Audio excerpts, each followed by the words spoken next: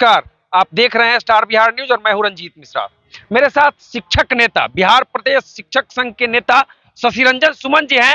नियोजित शिक्षकों को राज्य कर्मी का दर्जा, कल कैबिनेट में मोहर लगा दी गई है, राज्य कर्मी का दर्जा मिलने जा रहा है, परंतु फिर भी शिक्षक नेता है और भड़के हुए हैं।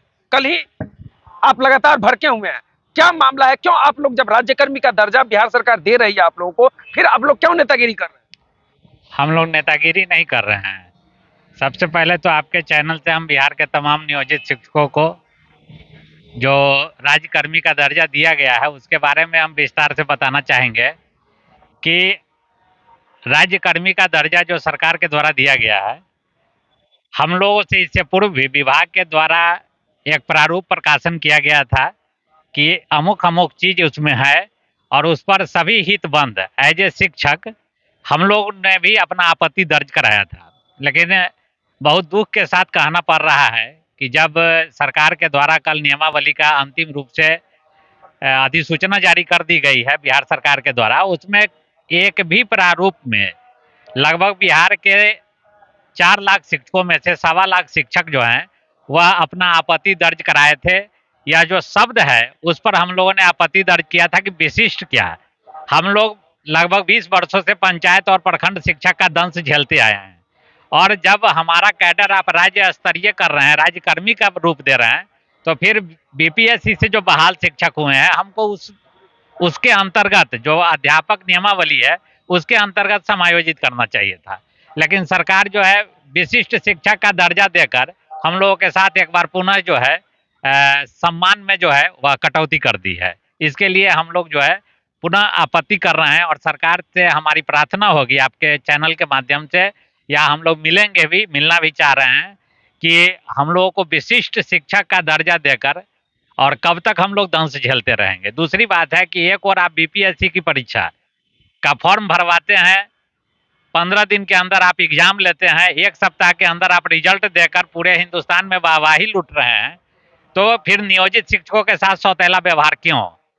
हमारा जो नियमावली कल जो प्रकाशन हुआ है उसमें दिया गया है कि 1 साल के अवधि के अंदर परीक्षा आयोजित की जाएगी और उसके परीक्षा में पास होने के बाद हमको राज्यकर्मी का दर्जा मिलेगा। तो फिर आज जो प्रमुख समाचार पत्रों और मीडिया के प्रमुख हेडिंग में जो आया है कि नियोजित शिक्षकों का राज्यकर्मी का दर्जा मिल गया, यह कहीं ना कहीं आंख में धूल झोंकने वाली बात है। सरकार अगर कह रही है कि हम परीक्षा लेंगे, 3 बार परीक्षा लेंगे, उसमें जो पास करेंगे उसको हम बहाल करेंगे, तो ये क्वालिटी शिक्षा में क्वालिटी लाने के लिए ये कदम उठाया जा रहा है। ये बिल्कुल सही बात है और हम लोगों ने इससे पूर्व भी आप ही के चैनल के माध्यम से आपका इंटरव्यू आपके द्वारा लिया गया था। हम लोगों ने पूरे जोर तरीके से रखा था कि आप परीक्षा हमारी लीजिए।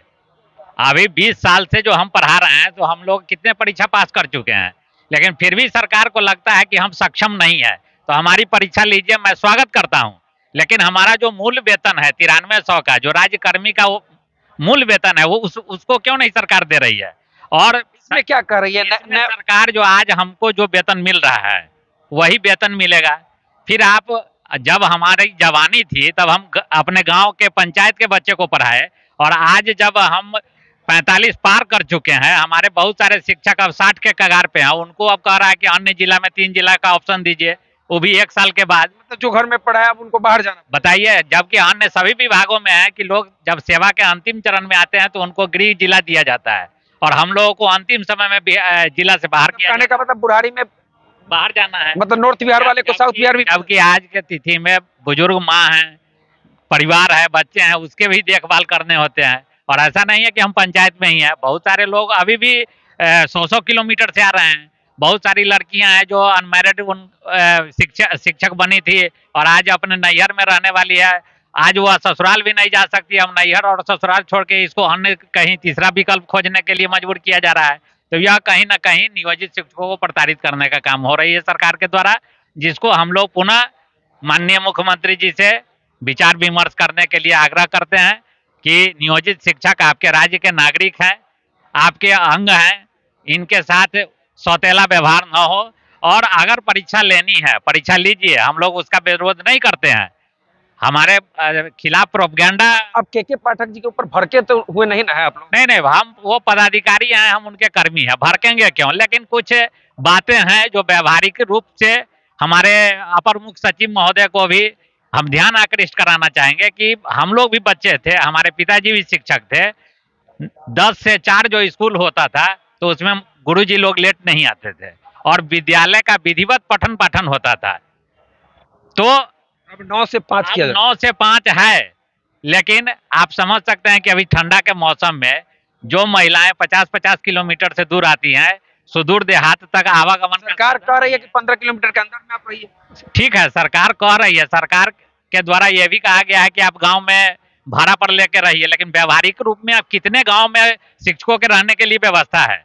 क्योंकि गांव का जो परिवेश है वहां कोई मकान किराए पे नहीं लगाता है, और जो सरकार हमको किराया देती है, अभी जो नियोजित शिक्षक जो बीपीएससी से बहाल हुए हैं, कहने के लिए तो बहुत अच्छा है, और अखबार के सुर्खियों में यह चीज बहुत अच्छा लगता है कि सरकार के द्वारा गांव में अब शिक्षकों को रूम का व्यवस्था किया जा रहा है।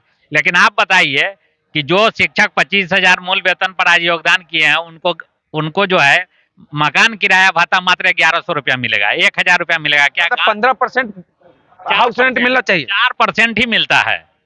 अगर शहरी क्षेत्र में भी रहते हैं तो उनको 8% मिलता है, और जो देहात में शिक्षक काम कर रहे हैं उनको 4% एचआर है। तो आप बताइए कि 1000 रुपया में कौन ऐसा गांव है जहां उसको 3 रूम का फ्लैट मिल जाएगा? और गांव में कितने पूंजीपति ऐसे हैं जो इन्वेस्ट करेंगे? तो ये सब जो है केवल ख्याली पुलाव है। आम पब्लिक के नजर में यह चीज अच्छा लगता है, लेकिन धरातल पे जो लोग काम करते हैं उनसे कम से कम एक बार वार्ता करनी चाहिए। या लोकतंत्र है, लोकतंत्र में वार्ता करके रास्ता निकले तो वह ज्यादा अच्छा होगा। तो चलिए इस वीडियो को हम यही समाप्त करते हैं। बिहार प्रदेश शिक्षक संघ के नेता शशि रंजन सुमन जी हैं, अपनी बातों को रख रहे थे, और कल जो कैबिनेट में मोहर लगी है शिक्षक नियोजित शिक्षकों को राज्यकर्मी का दर्जा मिला है, उसमें कई झोल है जिसको इन्होंने खुलकर बताया है। उन झोल को बैठकर उचित निर्णय का ये मांग कर रहे हैं माननीय मुख्यमंत्री जी से। तो चलिए इस वीडियो पर आपकी क्या प्रतिक्रिया है कमेंट करके जरूर बताइएगा। हमसे जुड़ने के लिए आपको बहुत बहुत धन्यवाद, आपको भी। तो इस वीडियो पर आपकी क्या प्रतिक्रिया है कमेंट करके जरूर बताइएगा। देखते रहिए स्टार बिहार न्यूज। बहुत बहुत धन्यवाद।